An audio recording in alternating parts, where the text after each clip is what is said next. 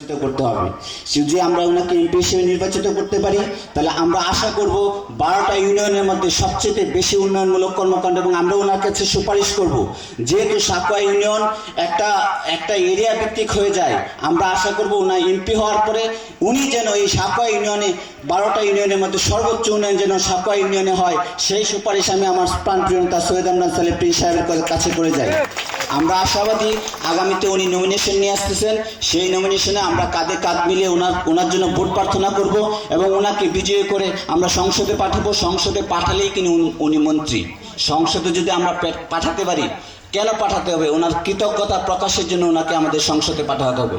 কারণ সেই 1995 সাল থেকে আজকে 2025 উনি অনেক কিছু দিয়েছেন আমাদেরকে, আমরা কিন্তু ওনাকে এখনো কিছুই দিতে পারি নাই। আমাদের দেওয়ার সুযোগ কিন্তু খুব সামনেই আসতেছে, সেই দেওয়াটা যেন আমরা মন ভরে প্রাণ ভরে দিল থেকে দিতে পারি, সেই জন্য সবার সহযোগিতা কামনা করে আমি আমার সংক্ষিপ্ত বক্তব্য এখানে শেষ করছি। ধন্যবাদ।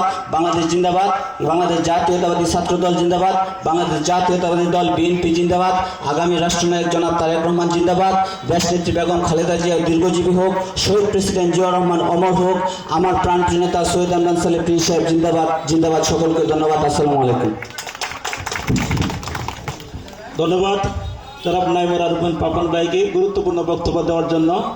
এই পর্যায়ে বক্তব্য রাখবেন বাংলাদেশ জাতীয়তাবাদী যুব দল ময়মনসিংহ জেলা উত্তর জেলা শাখার সম্মানিত সহসভাপতি, বাংলাদেশ জাতীয়তাবাদী দল বিএনপি হালুয়াঘাট উপজেলা শাখার অন্যতম সদস্য জনাব তরিকুল ইসলাম চঞ্চল সাহেবকে বক্তব্য রাখার জন্য বিশেষভাবে আহ্বান করা হল। যারা জীর্ণ জাতির বুকে জাগালো আশা, মৌন মলিন বুকে জাগালো ভাষা, আজি রক্ত কবলে গাথা মাল্য কানি, বিজয় লক্ষ্মী দেবে তাদেরই গলে। প্রিয় উপস্থিতি, কল্যাণ পরিষদ আয়োজিত আজকে আমাদের 24-এর গণ আন্দোলনের যোদ্ধাদের স্বার্থে, যোদ্ধাদের কল্যাণার্থে আজকের আয়োজিত এই জনসমাগমে সম্মানিত সভাপতি উপস্থিত আছেন হালুয়াঘাট ধুবাওড়ার গণমানুষের নেতা, যেই লোকটি কেন্দ্র থেকে হালুয়াঘাটের তৃণমূল পর্যায় পর্যন্ত গত 2 যুগেরও অধিক কাল ধরে, প্রায় 3 যুগ সময়কাল ধরে নিরলস পরিশ্রমের মাধ্যমে বাংলাদেশ জাতীয়তাবাদী দলকে সুসংগঠিত করেছেন। সামনে থেকে নেতৃত্ব দিয়ে গত স্বৈরাচার ফ্যাসিস্ট বিরোধী আন্দোলনের নেতৃত্ব দিয়ে জেল কেটেছেন, জুলুম অত্যাচারের শিকার হয়েছেন।